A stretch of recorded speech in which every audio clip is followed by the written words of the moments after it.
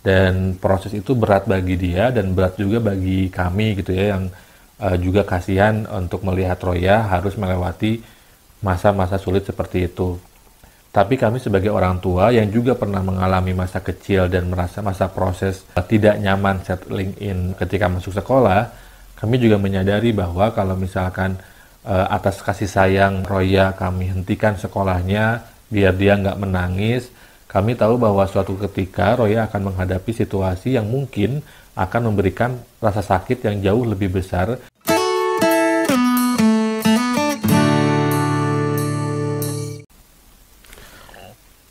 Assalamualaikum warahmatullahi wabarakatuh. Selamat datang teman-teman di Podcast Ren, podcast yang ngobrolin kajian keislaman yang kontekstual dan kontemporer. Beberapa waktu lalu saya dan Ulfa menemani Roya memulai sekolahnya di sebuah nursery di Coventry, dan dalam proses settling in, proses trial itu kami menemukan fakta bahwa ternyata Roya mengalami kesulitan untuk memulai sekolahnya, walaupun ketika di awal-awal sangat antusias untuk mulai sekolah, tidak sabar dan lain sebagainya, karena ternyata sejak lama itu kami selalu nyaris sering kemana-mana bertiga, sehingga begitu Roya dihadapkan pada situasi di mana dia tidak bisa melihat ayah dan ibunya di sekitar dia, di tengah-tengah orang yang mungkin baru buat dia, dia menjadi agak panik dan ketakutan sehingga menangis.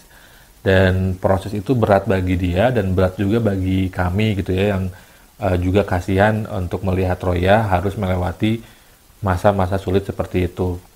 Tapi kami sebagai orang tua yang juga pernah mengalami masa kecil dan merasa masa proses tidak nyaman settling in ketika masuk sekolah, kami juga menyadari bahwa kalau misalkan atas kasih sayang Roya kami hentikan sekolahnya biar dia nggak menangis, kami tahu bahwa suatu ketika Roya akan menghadapi situasi yang mungkin akan memberikan rasa sakit yang jauh lebih besar ketimbang rasa sakit yang dia rasakan ketika dia proses belajar di sekolah. Saya juga akhirnya jadi merefleksikan bahwa ternyata proses rasa sakit ini adalah kadang-kadang atau bahkan mungkin seringkali adalah sesuatu yang tidak terelakkan, adalah sesuatu yang perlu kita ambil jika kita tidak mau mendapatkan rasa sakit yang jauh lebih besar kelak di kemudian hari. Makanya dalam konteks ini saya teringat quote-nya Imam Syafi'i, "Faman lam yaduk murra ta'allumi sa'ah tajarru'a zulal jahli tula hayatihi." Kalau kita tidak mampu menahan rasa sakit pahitnya belajar sebentar, kita akan merasakan pahitnya kebodohan sepanjang usia kita. Nah, dari sini kita melihat bahwa bagaimana belajar itu, prosesnya itu adalah proses yang berdarah-darah, yang pahit, yang membuat kita struggle, yang membuat kita harus deal dengan ketidaknyamanan.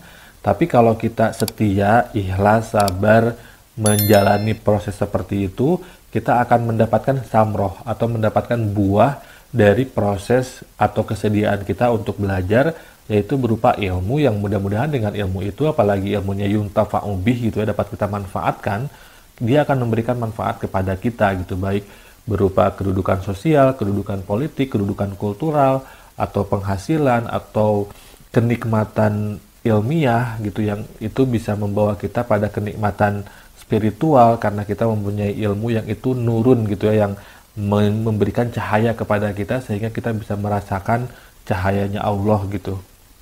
Nah, sehingga kemudian dari sini saya juga jadi teringat itu ketika saya tanya ke Roya, kenapa kok nangis, kenapa kok nggak mau sekolah, terus dia cerita bagaimana dia agak khawatir dengan bahasa Inggrisnya dia gitu ya, padahal masih belajar dan masih anak-anak. Saya juga ingat bahwa ketika 2016 saya pertama kali ke UK untuk S2, 3 bulan pertama itu saya struggle-nya habis-habisan karena saya harus pindah jurusan dari ekonomi ke filsafat pendidikan. Saya pertama kali bersentuhan dengan bahasa Inggris dan membaca teks-teks klasik yang filsafat gitu, sehingga penelaahannya juga harus berkali lipat. Kemudian saya struggle dengan aksen, struggle dengan kemampuan speaking, kemudian struggle dari fakta kultur belajar yang berbeda gitu, karena saya tidak berangkat dari kampus top 10 di Indonesia, sehingga kaget begitu melihat pola pembelajaran yang sangat hybrid yang mendorong otonomi dan integritas para mahasiswa. Tapi 3 bulan, 4 bulan menjalani proses berat dan berdarah-darah itu ternyata berbuah manis ketika kemudian saya bisa menyamakan kecepatan langkah kaki saya dengan kecepatan proses belajar, dan dari situ kemudian banyak hal-hal baik yang terjadi secara eksponensial kepada saya, yang mungkin berangkat dari salah satunya samroh atas kesediaan kita menjalani proses berat tadi. Dan dari sini kemudian saya jadi teringat satu buku judulnya Man's Search for Meaning karya Viktor Frankl, yang dia bercerita pengalaman dia ada di camp Nazi, dan kemudian dia struggle dengan fakta bahwa dia disiksa, dia dilecehkan secara kemanusiaan gitu ya, dan seterusnya. Tapi dia menyadari bahwa ternyata kalau dia embrace rasa sakit itu, penderitaan itu, dan dia tidak melihatnya sebagai sesuatu hal yang memalukan, tapi dia melihatnya sebagai bagian dari proses yang mungkin kadang-kadang tidak terelakkan gitu untuk proses kita mendapatkan makna, maka kemudian kita bisa mendapatkan kekuatan dari proses yang berdarah-darah tadi. Ini kemudian membawa saya pada diskusi mengenai masyakat gitu. Dalam Islam itu dikenal istilah masyakat atau sesuatu yang memberatkan kita, dan ini juga menariknya, ini ada dua hal yang menarik dalam konteks ini. Yang pertama, dalam berislam itu Allah menghendaki kemudahan gitu ya, dan tidak menghendaki kesulitan. Tapi di sisi lain kita juga menyadari bahwa hidup ini ada unsur masyakatnya itu sendiri, dan kadang-kadang ibadah itu menjadi berkali lipat pahalanya ketika masyakatnya jadi lebih besar. Misalkan orang yang dia mengamalkan tasawuf tapi hidup di gunung sendirian mungkin akan lebih mudah karena masyakatnya lebih sedikit dibandingkan dengan orang yang mengamalkan tasawuf misalkan di kota metropolitan yang godaannya itu banyak banget gitu, sehingga masyakatnya jauh lebih besar. Atau orang yang puasa yang sambil bekerja kuli untuk membiayai keluarganya, menafkahi keluarganya, dengan orang yang puasa tidur seharian, itu kan juga akan berbeda karena masyarakat yang dihadapinya juga berbeda begitu. Saya jadi ingat bahwa dalam konteks masyarakat ini, di dalam Islam itu ada dua keterampilan. Kalau hari ini mungkin kita nyebutnya keterampilan, kalau dalam Islam kita menyebutnya sebagai karakter atau sikap atau sifat yang itu mulia, yang itu menurut saya berkaitan dengan sangat dekat dengan konteks kesediaan untuk mengalami penderitaan, untuk mengalami masyakat, yaitu sabar dan syukur.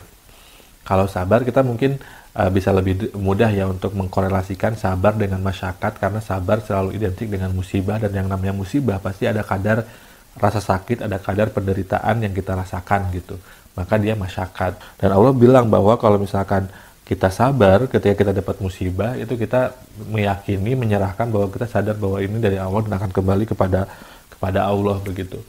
Dan kalau kata Imam Ghazali, sabar itu kan ada tiga ya, ada yang sabar menghadapi musibah, sabar dalam rangka melaksanakan ketakwaan, atau sabar dalam rangka menghindari dosa. Nah ini jadi menarik juga ternyata bahwa dalam beribadah itu ada kadar masyakat yang harus kita laksanakan. Kenapa ada kadar masyakat? Karena kita, walaupun Allah bilang bahwa wa ma khalaqtul jinna wal insa illa liya'budun, fungsi kita untuk beribadah ini dibangun dalam kerangka kita dikasih akal dan hawa nafsu. Sehingga kalau malaikat ketika diciptakan dan difungsikan untuk beribadah, dia gampang karena dia nggak punya hawa nafsu, tidak ada masyakat untuk dia melaksanakan apapun yang Allah perintahkan secara total istiqomah. Tapi kalau kita untuk tegak lurus melaksanakan perintahnya, kita perlu upaya yang sungguh-sungguh. Ya upaya sungguh-sungguh ini masyakat gitu buat kita, karena kita perlu menaklukkan hawa nafsu di dalam diri kita. Yang kalau misalkan kita ingat di Perang Badar itu melawan hawa nafsu ini dianggap atau dikategorikan sebagai jihad akbar, in comparison atau dibandingkan dengan Perang Badar yang dianggap sebagai jihad kecil gitu. Walaupun pada saat itu adalah perang pertama kali di saat bulan Ramadan, di mana umat Islam berpuasa pertama kali, jumlah pasukannya juga sedikit, mana panas banget gitu ya di padang Badar.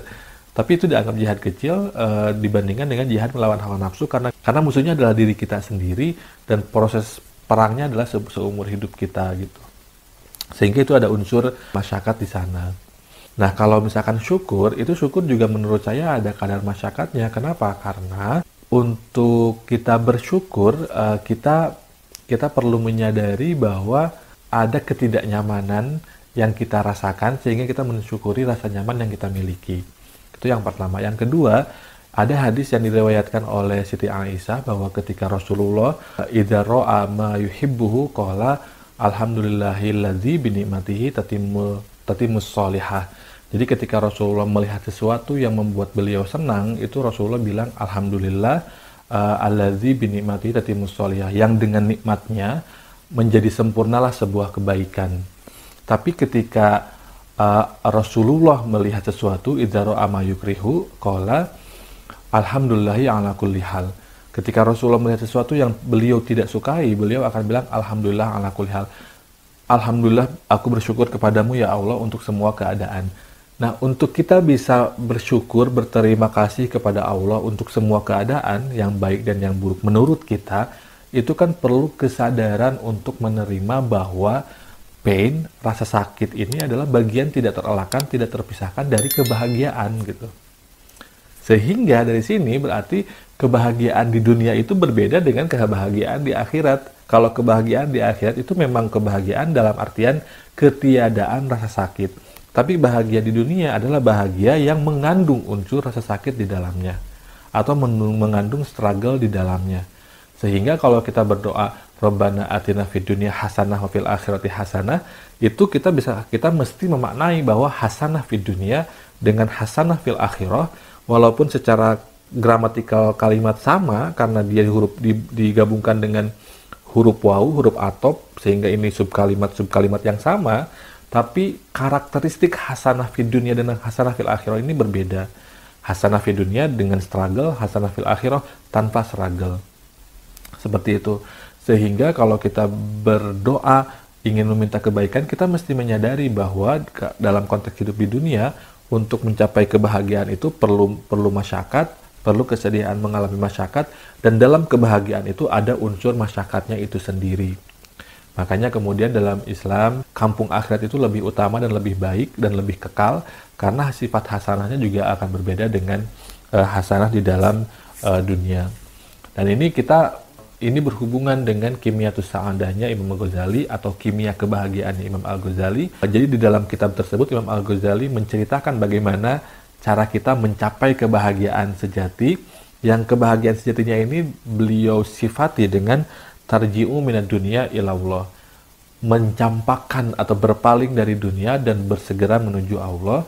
Dan dalam hal ini kemudian kitabnya tersebut berisi tentang penjelasan kayak hal-hal yang perlu dilakukan untuk bergerak menuju diri spiritual kita, untuk meninggalkan fata morgana duniawi dan seterusnya, yang dimulai dengan mengenali diri sendiri. Dan beliau mengutip juga, man arafa nafsahu faqad arafa rabbahu, orang yang mengenal dirinya sendiri akan mengenal Tuhannya.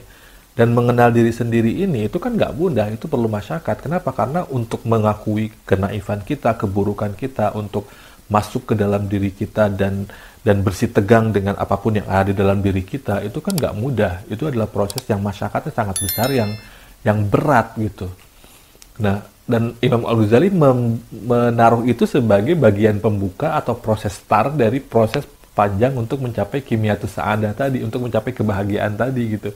Sehingga ini sekali lagi membuktikan bahwa kebahagiaan dalam dunia itu adalah kebahagiaan yang melekat di dalamnya unsur masyakat, dan kalau kita ingin mengejar kebahagiaan di akhirat, maka kita perlu melakukan proses panjang yang prosesnya ini mengandung masyakat, yang kalau kita setia melaksanakan masyakat atau menerima masyakat ini, insya Allah mudah-mudahan kita bisa beroleh kebahagiaan hakiki kelak di akhirat.